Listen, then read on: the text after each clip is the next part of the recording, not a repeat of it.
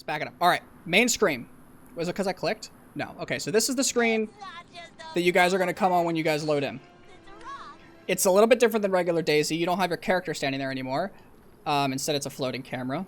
It's pretty fun. There's some Easter eggs in this as well that you guys can, you know, play around with and figure out over time. But I'm not going to get into the Easter eggs or anything like that. I don't want to spoil them.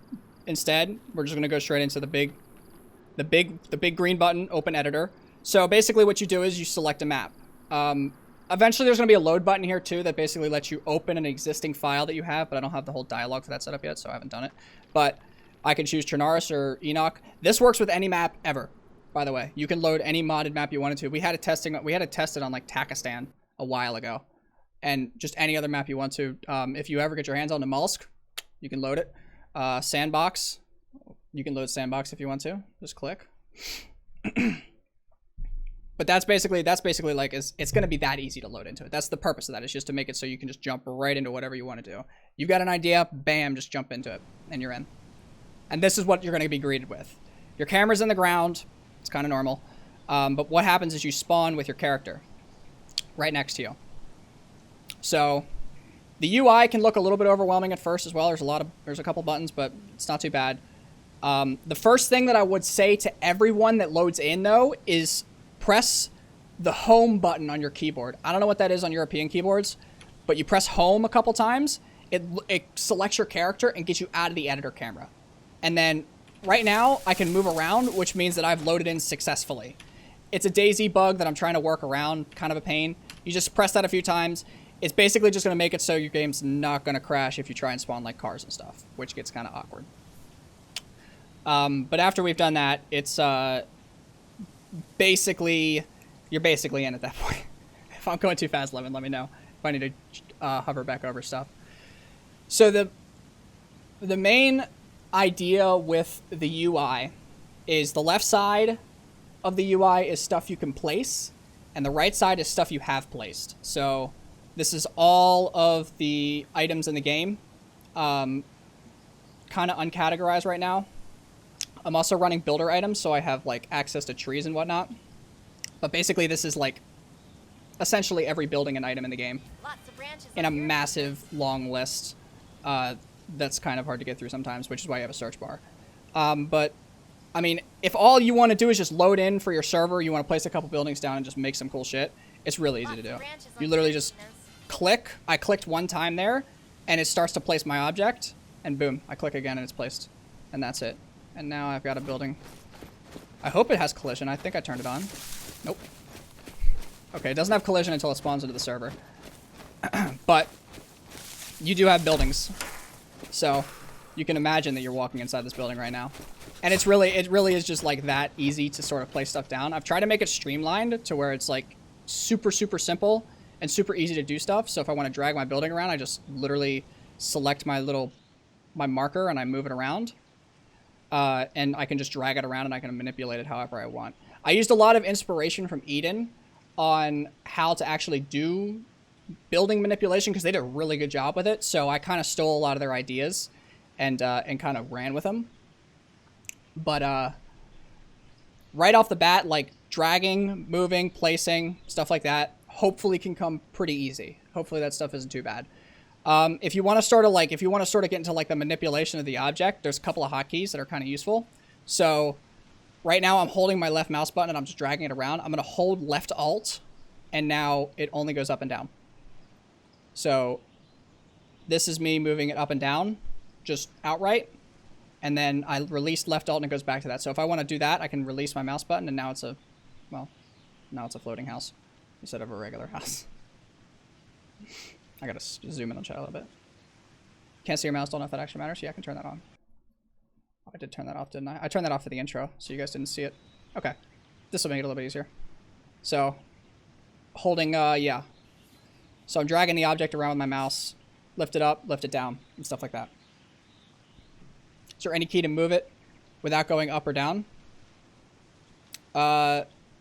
Well, to just drag it around, no. To just drag it around, I'm just holding left mouse button down. But if I wanted to just go up and down, I hold left alt. And then if I want to rotate it, left shift is what you hold. And then now I can rotate the building. So it's like I said, that's very inspired from Eden. Eden did a really, really good job of that stuff, so I basically just stole that straight out of Eden. So you can rotate your buildings, you can line them up. And there's a lot more placement tools we'll get into. This is just kind of the basic stuff. So let's say you've got, a couple of buildings that you wanted to place. Okay, so I want to build a little cottage with a, oops, I didn't mean to do that. With an outhouse outside of it. And let's see what else we can do. What can we place? We can place a well-placed train station. Is that what this is? Yeah. In the middle of the woods. All right. I don't do the building. All right. I just make the mod. I don't do the building. All right. Well, let's just say we've got our little cabin in the woods. All right. We're happy with it. But, you know, we really don't like the fact that this outhouse is like totally level. You know, I want this outhouse to be on an angle. I want it to be normal with the surface because it looks kind of weird here, right? Doesn't it look kind of weird? Be kind of awkward. Well, there's this cool thing called magnet mode that you can do, which you click, and then when I drag this, watch what happens to it. Boom. Magnets to the surface.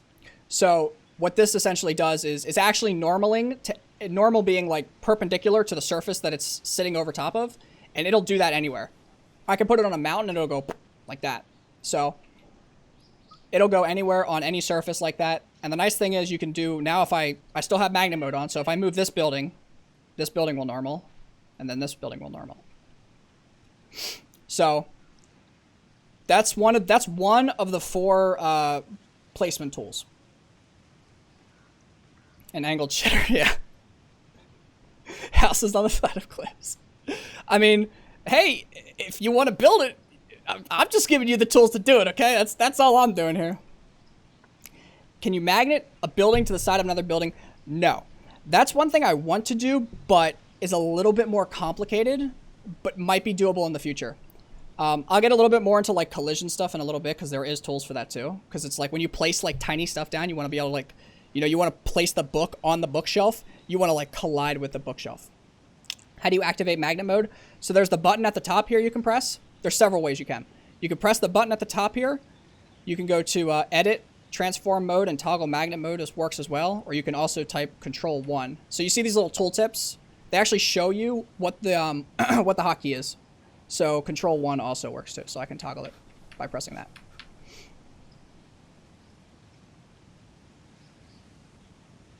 What are you talking about, Crouton? All right, so that's magnet mode. There's more.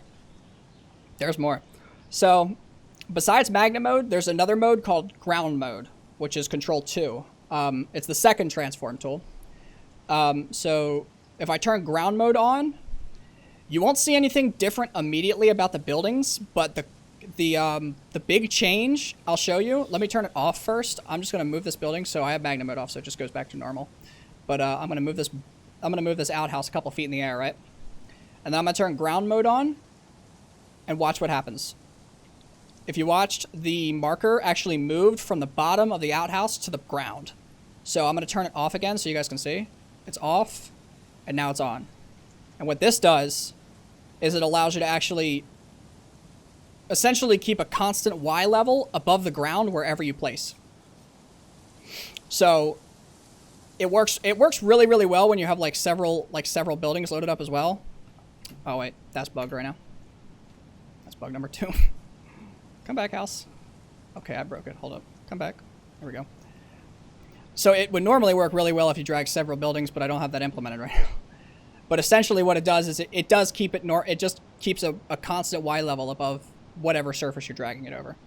So that's like super useful if you just want to build, like Jesus was placing a bunch of sandbags down earlier, and he was like placing the sandbags in like constant Y level, so he had ground mode on like all the time, and he would like copy and he would paste it, and it would keep that Y level, and then he would move it slightly. It was really, really nice.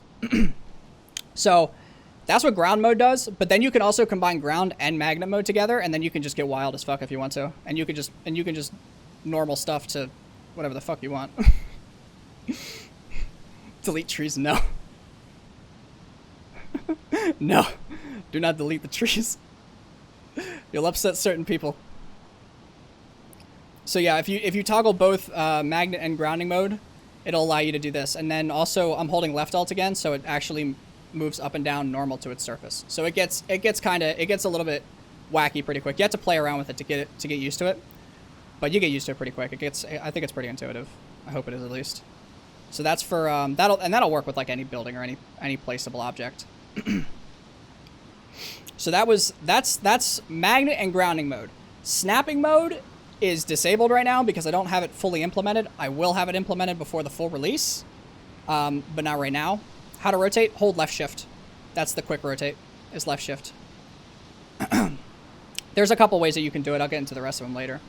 And then collision mode would be the fourth transformation mode. So with that turned on, you can kind of guess what it does. But normally, I'm going to turn it back off real quick and I'll show you what happens. If I move this building between these other buildings, it just kind of goes through. It just phases through them like it's a ghost, right? But if I turn collision mode on, it'll actually like... it'll actually collide with the building properly. And I just got that working like pretty well about 3 hours ago, because it was being kind of iffy, but now it seems to be pretty good. So the idea with this is like when you're inside of a building, if you want to place like let me go find some books real quick. Let me see. Book the barrier. So if I place a book down, doesn't want to do it. I think it's my point of those bug books. The books are really fucking stupid sometimes. Yeah, see how it goes in the ground?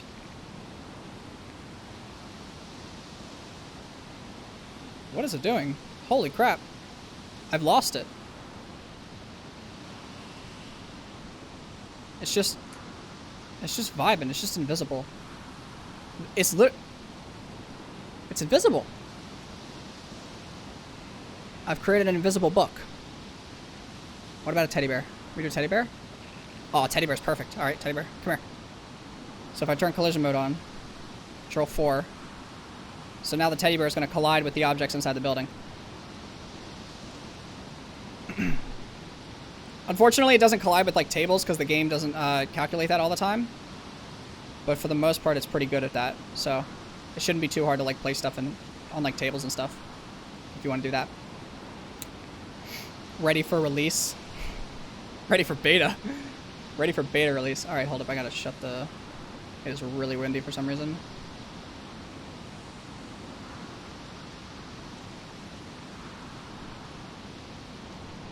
Uh-oh. I think I reloaded the UI by mistake instead of Control-Shift-I. Oopsies. Shit, I did. Damn it. That's fine. We just lost a couple of our buildings. No big deal. All right. So that's highlighting a lot of the collision controls. The DayZ gods are unhappy, thus the wins. I don't know. I think the DayZ gods had told me that they wanted to use this, so I don't know. I'm getting mixed signals now. More like alpha. Control 3 to activate collision. Control 4. Control 3 is snapping, but it's disabled right now. All right.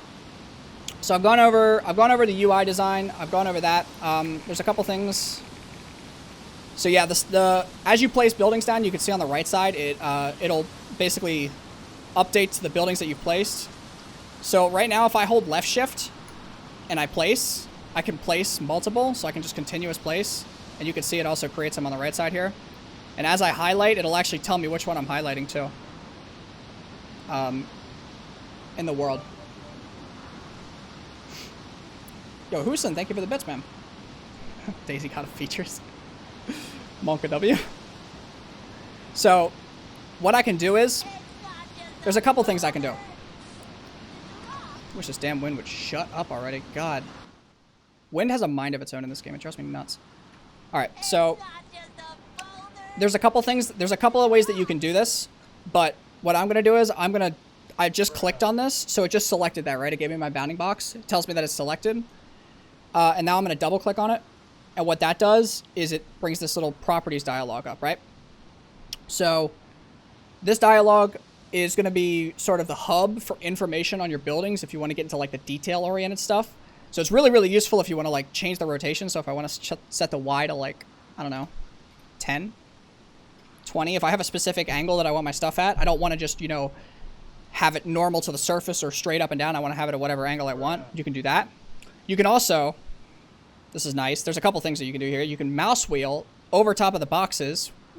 So I can scroll and then continue to rotate the object. If I hold left control while scrolling, it'll rotate in bigger increments, and if I hold, I think it's left shift, it's smaller increments. So you can get more detail oriented or whatever. It kind of works for everything. There's a lot of hotkeys like this that are just kind of spread around everywhere. How do you open the edit properties menu? There's several ways to open edit properties. So the first way you can do it is you can double click on the placed list item on the right side, or you can double click on the marker, the little purple marker here. You can double click on that and it'll open it as well. Or you can right click on the marker and you can hit properties. Or you can right click on the list item and hit properties, whatever you want to do. There's a couple ways. So inside of here, on these boxes, you can actually also do math if you want to. You can do +10 and it'll actually do it. I can do divided by 2. So I'll do it to the position. I'll do +5. You can do math inside these boxes. It'll evaluate for you as well. Control T. I think you can do Control T. I think I put that in. Yeah, you can do Control T as well. Oh, and also you can name your stuff too, if you want to. So I can actually modify the name of my buildings. It's kind of slow to do it right now, so I don't think it's really that useful, but I'm going to make it more useful in the future. But if I just want to say, you know, land tent 1, I can do that. And it'll save it over here as land tent 1. So I know which building is which. That'll come really in handy once categories get fully implemented. Can you highlight multiple objects in the right side menu and edit their properties completely? No, not yet. I'd like to. That'd be really cool, but it'd also be really hard. Is it already uploaded to GitHub, or it will be, and when? Release is in 35 minutes. We're doing a full review of everything, and then the links are going to get posted straight to my Twitter at noon. GitHub and Steam will both be released as well. Actually, I should probably speed it up because we're kind of going to run low on time. Okay, so I've covered that. I guess next thing we can cover is probably undo and redo, which are pretty self-explanatory, I think. You can undo and you can redo like placements that you make. So if I move that object and I Control Z, I can undo the motion or I can redo it. We need to test that a lot because I think there's a couple of edge cases that the game can crash. So as we go through, we got to make sure that we test that a metric butt ton. Oh, the name comes back with it too. That's nice. Very cool. I knew that would happen. Totally knew that would happen. So yeah, and you could also do that by pressing the button up here, undo and redo. They both work. Show a scale.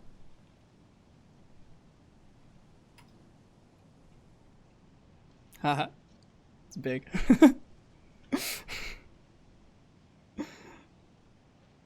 Will you guys allow pull requests? Yeah, sure. I've been the only one working on this project for 3 months. A pull request would be much appreciated right now. I could use some help. If you want to help me do the project, absolutely. You want it bigger? We already did Big Bean earlier. We have to avoid doing Big Bean. It gets dangerous. Can you delete objects around the map? So the game treats the engine treats like native map objects differently than it would treat objects that you've created. There are ways to do that, and we're working on it, but right now, no, not as of right now. But we're gonna make it to where hopefully we can get that to sync properly and it would work well. No down payments. Does the scale include the geometry? We haven't really tested scale. I put scale in this morning. It does not work very well, actually. To be honest with you, it does not work because the moment you move the object, it loses its scale because of the math that it does in the motion. Because this game likes weird matrices. Does scale work in the real game?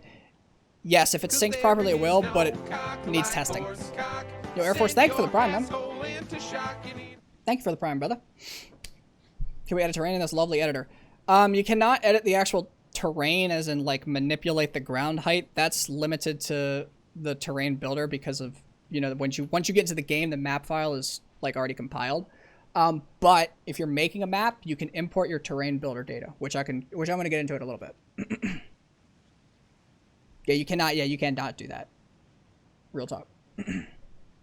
How does undo redo work again? So you can basically just undo and redo motions that you've made or objects you've created. So I can undo and redo objects, and I can, you know, if I make a motion that I didn't want to do, if I move a tent and I didn't want to do that, I can just Control Z and it undoes it. You want to see a mini tent? Okay, we can do mini tent. How many are we talking here? Like 0.05. Oh my god. It's so tiny. There's a baby tent. Quite detailed, actually. You wouldn't know that we were in a baby-sized tent until you walked out of it. Tiny toilet.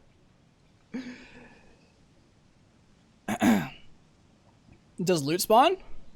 I don't know. Do you get like a little baby M4 from inside of there? That'd be interesting. That'd be kind of cool. All right, we're getting SoftTrack. We're already halfway through. Actually, I gotta keep going. Are you working the TXT export? Yeah, there is a TXT export for terrain builder. Yeah, there's a terrain builder export. All right, I gotta keep moving because if I don't, then we're gonna run out of time. So, all right, you have undo and you have redo. You also have cut, copy, and paste. So I have cut, copy, and paste up here. If I copy and then I Control V, it can paste those same buildings up the hill wherever my cursor is. So I can litter this entire, you know, hillside with all that I want to. I can also cut and then I can paste it over here, stuff like that. You can do that with groups of buildings. You can do that with single buildings, whatever you want. Also, if I remember correctly, I may make an idiot of myself here, but if I cut buildings and then I turn magnet mode on, and then I paste them, the buildings will adhere to whatever transformation setting that I had set. So that means that I think it also works for grounding mode if you have the objects off the ground. I'm not sure though. That might not be working. If I do that, no, that doesn't work. But magnet mode, it will work. So it'll adhere to that. And I'll get the ground mode working too. I had it working at one point. I'm not sure. Stuff gets kind of lost pretty quickly. There's so much stuff in this. All right. So it's kind of like if you've ever used Microsoft Word before, it's a little bit like that. I try to make it like as reasonably real, like software real as possible. So it's like if you've used software before, it'll just kind of come easy. Can I open a file up using this to edit my pre-existing map? Depends on how your pre-existing map is formatted. I'll go into import and export in a little bit, but it will be possible. Yes, it is possible. So all right. So then you've got I'm going to go through the toolbar here real quick. Also, if you're curious of what these buttons do, they do nothing right now. They're supposed to be category buttons, but I don't have them functioning because I kind of broke categories the other day. So they'll be in soon. But same thing with this down here is this is like a grouping thing. So you can add groups, but they don't actually do anything right now. Eventually, you'll be able to like drag your items into it and like collapse groups of objects and stuff like that. But we don't have that implemented just yet because there's a couple of other things that are more important. All right. So going back through this list here, we have several things up here on the toolbar. So I have file, edit, view, and editor. I'll try and sort of skim through the boring ones. So file is kind of what you'd expect it to be. You have new, open, save, save as. They do what you expect them to do. So I'll give you an example of what saving looks like real quick whenever you're using it. So if I just type Control S right now, it's going to prompt me with this window. This window is kind of bad. It's kind of archaic, but it's just a placeholder really. Basically what it's supposed to do is it's basically saying, all right, hey, what do you want your file name to be when you save it? I want my file name to be editor is in beta. Save. And it saved 93 objects. So now, if I tab out here, let me just, I'll turn my monitor on here in just a second. I just got to go to my P drive without accidentally doxing my private key. All right. So I'm on my P drive right now. This is just my profiles directory. Depending on whatever your client is set up like, your profiles directory will be totally different than mine, but this is what mine looks like. So I have profiles and I have client, and then there's a folder in here called editor. Whenever you load the editor, it's going to make this folder for you, okay? So in there, it's saved editor is in beta.dze. The .dze file is what we use in the editor to save files. It's just a binarized file type. It's just native to the editor. It speaks its language and it knows exactly what it wants. So I don't have to worry about like weird compatibility issues when I update or downgrade or anything like that. So this is like your native file when you work with DayZ Editor. There's other file types too I'll get into, but this is the main one. So what I basically just did was I saved that file out into that file type, right? So I'm going to delete all my objects now because I don't want them anymore. I'm going to go Control O for open. You can also, if you want to, you can go File and Open. And I'm going to go Editor is in beta and open. And it just loaded all those files. All those buildings just got loaded back in, all 93 of them. So you can compare like when you save and when you load as well to make sure all your objects got saved and everything like that. You also have save as, which kind of does what you'd expect it to do. And then there's the import and export, which are the kind of the special ones. Can you load multiple? So yeah, actually, when you open, as of right now, it always deletes like whatever you have like existing right now. It clears your current world. But with import, it won't. And there will be a setting eventually that lets it so you don't have to, so you can actually import a DZE file and like pile them on top of each other.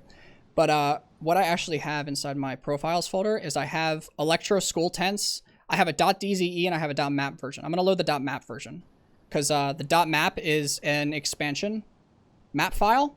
So it's just like an expansion native map file. It loads really, really fast in expansion too. Also, there's an autosave. That's why it does that. So what I'm going to do is I'm going to do import from .map. It's going to give you that same window. You get kind of used to it. And I'm going to type in Electro School Tents. So Electro School Tents. And I can do .map. I don't have to put the .map, but I can. Import. And I just loaded 195 objects. So if you guys were looking earlier at Discord and my Twitter, there was Jesus put together a really cool little, just like a test zone real quick. Where inside here, so this is his, this is Dance of Jesus' creation here. So he put this together, and this is directly from a .map file. This is an expansion friendly .map file that just got imported into here. So I can save files out from this and do whatever I want to do with that. It's really nice. It's going to be able to like import from several different data types and like work as like a really good like conversion for everything.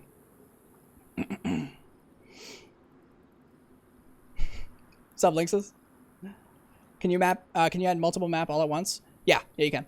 Import does not like unload your world. Like I still have my objects over there, so all those objects from over there are still there, and then all these objects are here specifically. Also, while I'm thinking about it, like a couple of quick little hotkeys. Middle mouse teleports your camera. That's a bug. Middle mouse will teleport your camera to wherever your cursor is in the world. It'll just keep your maintain your height, so I can teleport like all over the map. Same thing if I press M and open my map up, and then I say teleport. If I middle mouse right here, it's gonna put me right there. Just might put me under the ground, but it put me right there. Probably has grass. Can you put stuff on water? Yes. Last I remember, you could. You may have to have collision mode on. Nope. Placing on water works pretty well. Just be careful when you do place on water, because if characters fall through, they can get kind of screwed. Where's the clear grass tool? Oh, I don't think we ever did the clutter cutter brush tool, but we can. I'm gonna go over brushes in a second here, so that's pretty cool. And also, you can make whatever brushes you want. So I mean, it doesn't really matter. You can make your own. But regardless, back to what I was saying before. Export. Export works the same way as import. So I can export. If I place down like a whole bunch of stuff, and you know I'm ready, I want to put it on my server. I want to do something with it. Let's say you're running expansion. I'd say use the .map format if you're running expansion. If you're not, use the export to init.c. Although the .map is or VPP if you're running the VPP format. That's also really fast. But I'm gonna export to a .map file here. And I'm going to go editor beta map file. It says import, but it means export. And then now I've got editor beta map file.map. And then this just exported all those buildings straight out to a .map file. Just like that. Already working on Waterworld? Nice. Yeah, I think you mentioned that the other day. All right.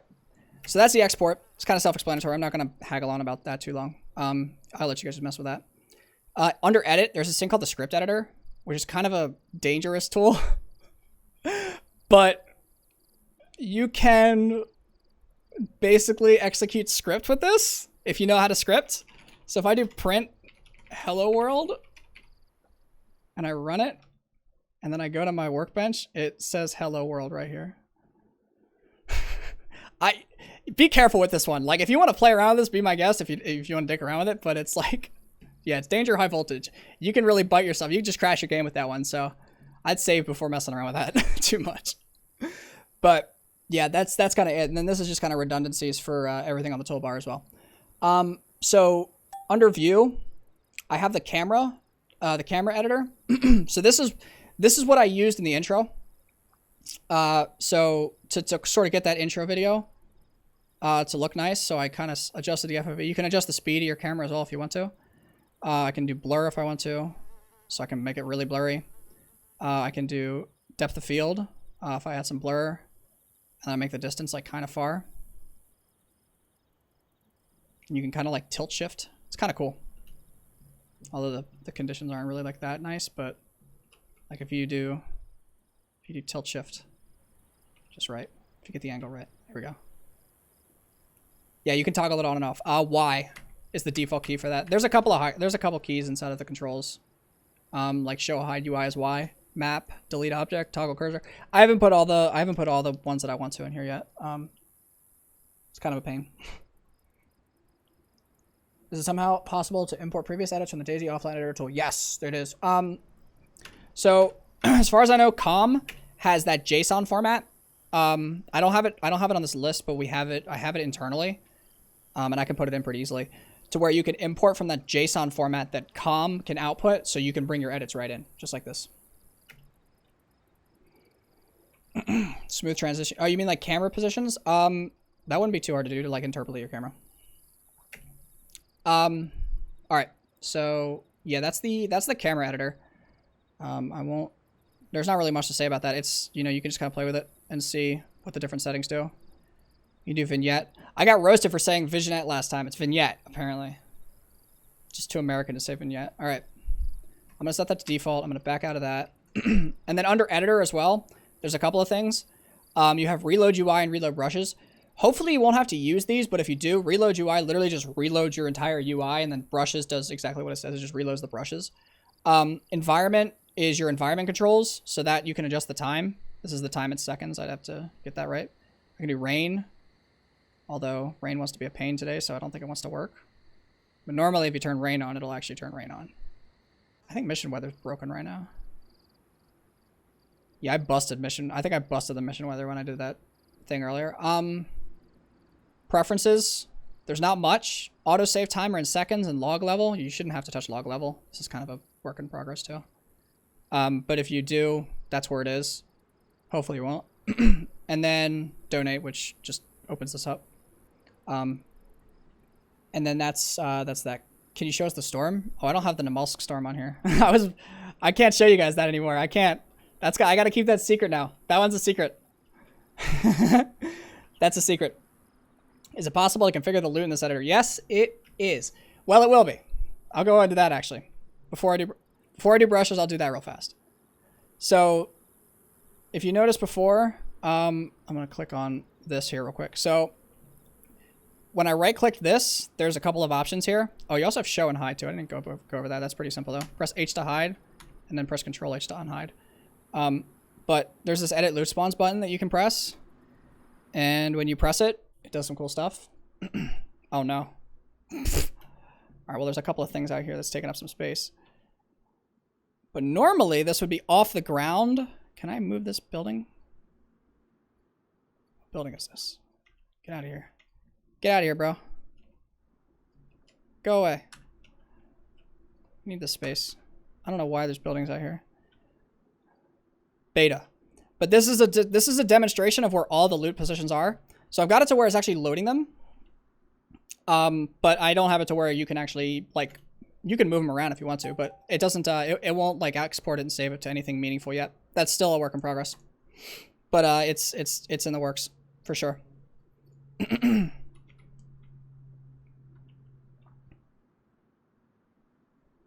What's up, Adam? We got 20 minutes. Got 20 minutes. I gotta talk for another 20 minutes. I'm already losing my voice, actually.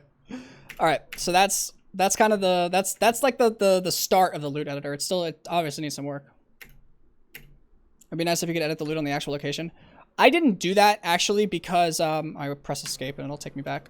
I didn't do that because it didn't seem very intuitive, because it would make you feel like you're editing the loot for just this building and just like this specific tent, instead of like what you're actually doing is literally editing every tent on the map inside of the map group proto. I don't need your voice when you're lying. I'm like, shut up.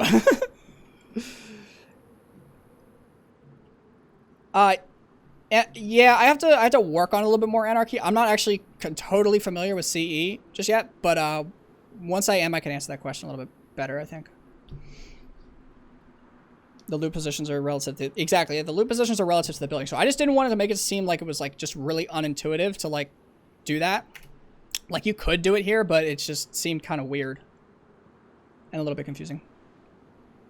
You hate CE? I like CE. It's better than what we used to have in DayZ mod. It's hella better, actually. I remember having to set up, like, fucking SQL servers, databases, and just, like, dicking around with that all day long and fucking stuff up. Oh, it was terrible. Anyway. Alright. Now I'll get to the brush tool. Because it's fucking kind of cool. So, alright. The Pinus Young thing that's been sitting up here this whole time. This is a brush tool. So, what you can do with this is I just toggled it on. Is you can basically paint the landscape with trees. Or actually, whatever you want. You can do whatever you want in the brush tool, and I'll get into that in a little bit. But I can change the radius and I can change the density. So I can make it a little bit, you know, a little thinner if I want to. And I can basically make trees go burr. Yeah. There's also Jesus put a couple of different tree presets in by default. These will load in for you guys. Hopefully they load in when you guys load in for the first time. So you guys should have these. But basically the idea behind this is like you can create your own forests. Sunrock approves. Adam approves of the tree count. Yeah, the server FPS will not approve of this, but hey man, I'm just the modder, all right? I'm just making a tool.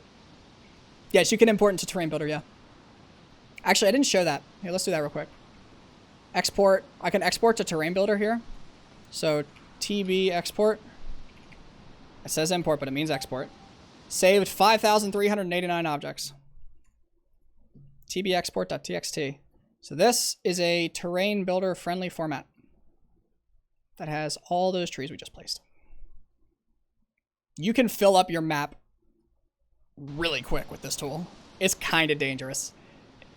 I think its main use is going to be with Terrain Builder, because like spawning this many trees on a server can be kind of dangerous, unless you're using like a binarized file like VPP or like the .map file. But yeah, hopefully people can like find some really cool ways to do that. But you can do anything you want with brushes. So the cool thing with brushes, the really cool thing with brushes is there's an actual XML file here where you can make your own brush tools if you want. That's why there's the reload brush command. So you can literally just make whatever you want. These are just all you have to do is do brush object, type, and then the item name and the frequency in the batch. And that's it. It's a 0 to 1 number. Oh, and then there's a Z offset if you want to, but you don't have to. Really, all you need is just the name and then just put frequency to 1. But you can literally, if you want to, you can make a brush for fucking, I don't know, teddy bears. You could brush a bunch of teddy bears in the middle of the ocean if you want to. Are you able to remove grass or is that whip? Well, you can, if you want to, you can make a brush for, what is it? The clutter cutter? Clutter cutter 6x6 and 2x2. You know what? Let's do that. Let's see what happens when we do that. I'm going to make a brush right now. Brush name equals clutter cutter. I'm going to do this right now. It'll only take a second. So I'm just going to copy this because I don't feel like dealing with that. And then I had to put the name clutter cutter. I'll do 2x2. Clutter cutter 2x2. I'm going to save. And then I'm going to go back up here, go editor and reload brushes. And now I have clutter cutter right there. I don't know what this is going to do. I have no idea. But if I click, it might delete the grass. It looks like it does, sort of. Yeah. Lots of branches on your penis. It is creating clutter cutter. So yeah, you can delete the grass with this right now. It's kind of bad, I think. Set the density all the way up here. Now it's working. It might place too many clutter cutters down, which could be problematic. I don't know. How bad's clutter cutter on your frames? Like, is it bad? Should I use the 6x6 instead? Maybe the 6x6 is safer because there'll be less of them to clean out an area. Yeah, that seems pretty good. So there you go. Yeah, you can do that. Or if you want to, you can also, I'm not going to use that. You can also place grass. Okay, you can't place it there, but you can place it here. Maybe you can't place it. There we go. Now you can place it. This kills your frames, but it works. Removing grass, increase FPS? I don't know, because you're creating an object to remove the object, so I don't think so. What does explosion do?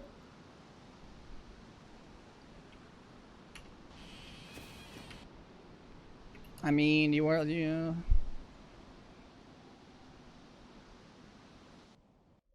Oh, damn it. I was hoping it wouldn't do that. Good lord. It worked. The explosion brush worked. And it hurts your ears. I don't really like that tool anymore. Yes, that was, yeah, I had that density all the way. That probably wasn't the best idea. So yeah, that's what the brush tool does. Essentially what the brush tool is it's just placing random objects based off your parameters. So you can customize it to do whatever you want it to do. Jesus put a couple of really, really good presets in here. I think he used a lot of the Chernar's presets, which is really nice, but you can make your own if you want to with the XML tool. And, oh shit.